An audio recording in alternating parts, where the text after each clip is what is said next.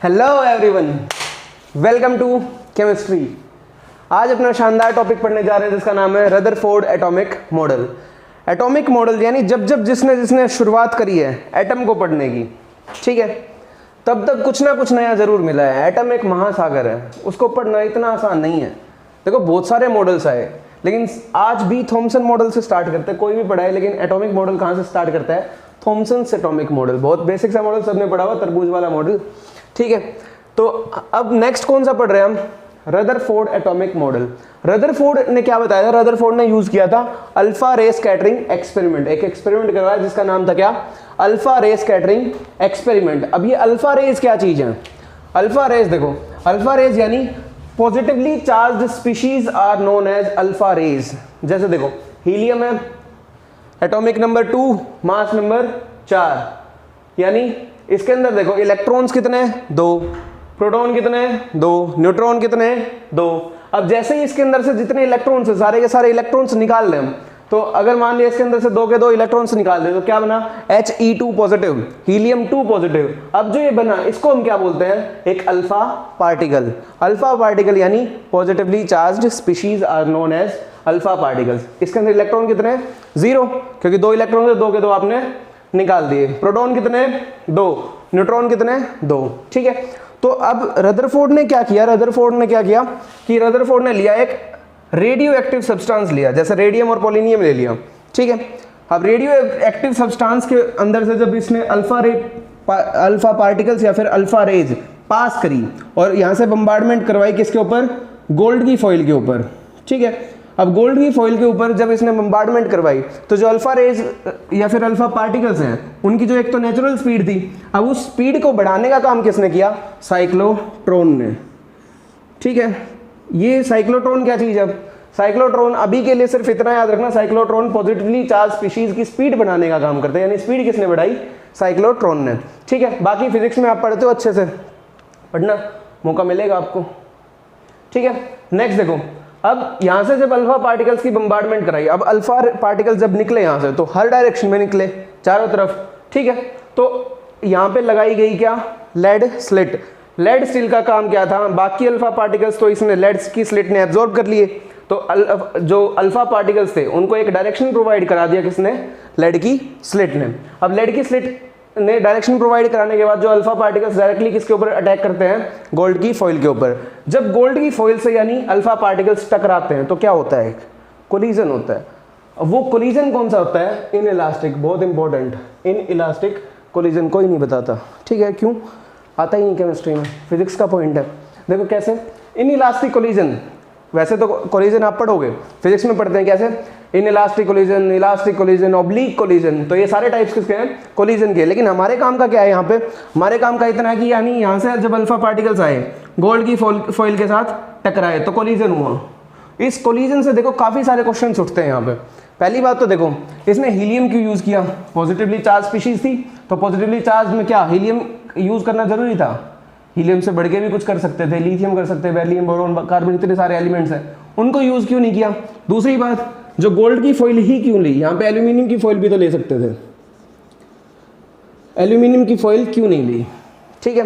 तो जब इनसे ये क्वेश्चन पूछे गए तो इन्होंने कहा देखो, अब गोल्ड की फॉइल की जगह पे एल्यूमिनियम की फॉइल अगर रख के देखते हैं, यहाँ पे गोल्ड का मास है जो, वो एल्यूमिनियम से काफी ज्यादा है, तो यानी अगर यहाँ पे एल्यूमिनियम की फॉइल होती तो ये अल्फा पार्टिकल जो इतनी स्पीड के साथ आ रहे हैं तो इसके अंदर क्या कर देते? छेदना करके आर पार निकल जाते हैं। यानी देखो, अगर आप एक बात सोचो, 2 कार हैं, ठीक है, आमने सामने सेम स्पीड के साथ आ रही हैं, तो अगर सेम स्पीड के साथ अगर आपस में टकराएंगी तो जितनी दूर ये जाके गिरेगी उतनी दूर ये जाके गिरेगी। लेकिन अगर देखो, अगर एक साइड से ट्रक आ रहा है, ठीक है, दूसरी साइड से बाइक आ रही है, दोनों आपस में टकराए सेम स्पीड के साथ, तो टकराने के बाद क्या हुआ? यानी बाइक ज़्यादा दूर जाके गिरेगी या ट्रक ज़्यादा दूर जाके गिरेगा? बाइक, ऑफ कोर्स ही बात है, बाइक ज़्यादा दूर जाके गिरेगी, ठीक है। और अगर देखो, अगर सिर्फ ये देखें हम, एक साइड से ट्रक आ रहा है, एक साइड से मच्छर आ रहे हैं, तो क्या कभी ऐसा सुना आपने मच्छर और ट्रक की टक्कर हुई, 2 मरे इतने घायल? कभी सुना नहीं? क्यों? क्योंकि देखो, यानी एक रूल है, वो रूल याद रखना। वो रूल क्या है, देखो बोर्ड के सबसे ऊपर लिखा हुआ है, मच्छरों के टकराने से हाथी अपना रास्ता नहीं बदलते। यानी जिन लोगों को कामयाब होना है ना, यानी कितनी रुकावटें आए वो अपना रास्ता नहीं बदलते, मच्छरों के टकराने से हाथी अपना रास्ता नहीं बदलते। यानी इस केस में क्या है, जो अल्फा पार्टिकल्स हैं, अल्फा पार्टिकल्स गोल्ड की फॉइल या फिर गोल्ड के आगे क्या है, एक मच्छर के बराबर है, और जो ये गोल्ड की फॉइल है वो क्या है, हाथी है।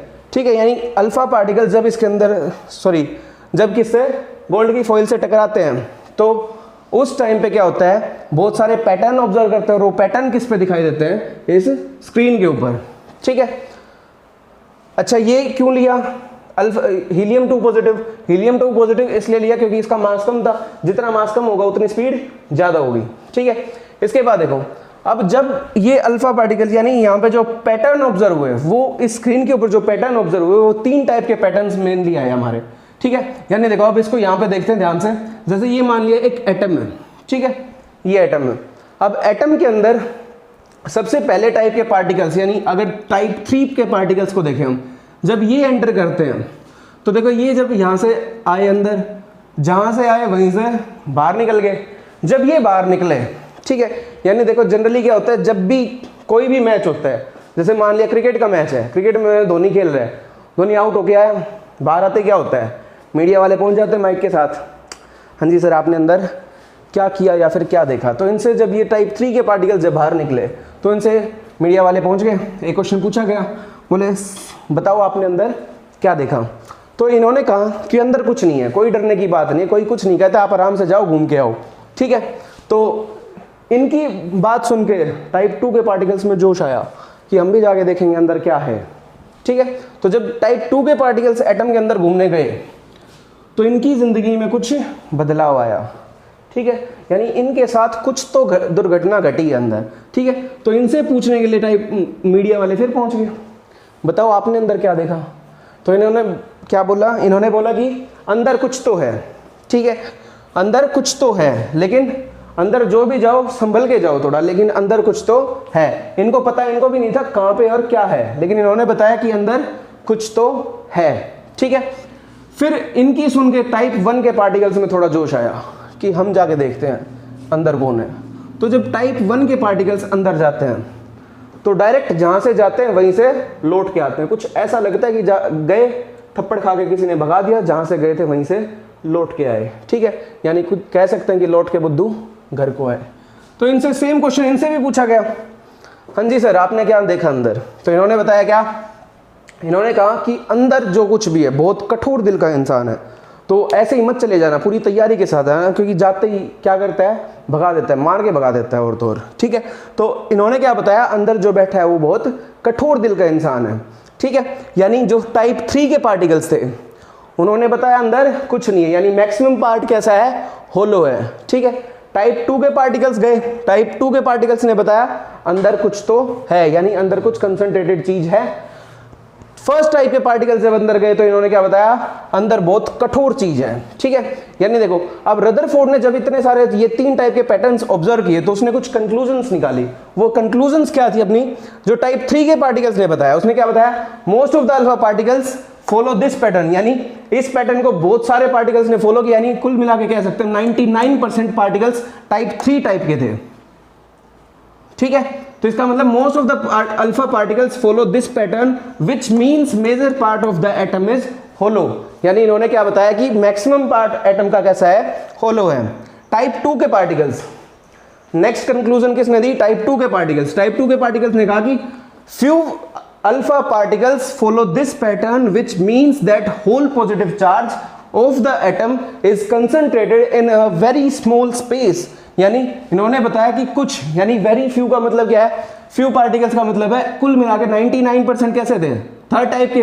1% कुल मतलब लगभग 1% के पार्टिकल्स कौन थे, टाइप 2 के पार्टिकल्स। इन्होंने बताया कि अंदर होल पॉजिटिव चार्ज जो वो सेंटर में क्या है, बहुत कम स्पेस के अंदर है और सेंटर में एकत्रित है, यानी कंसंट्रेटेड है, कहां पे, सेंटर में।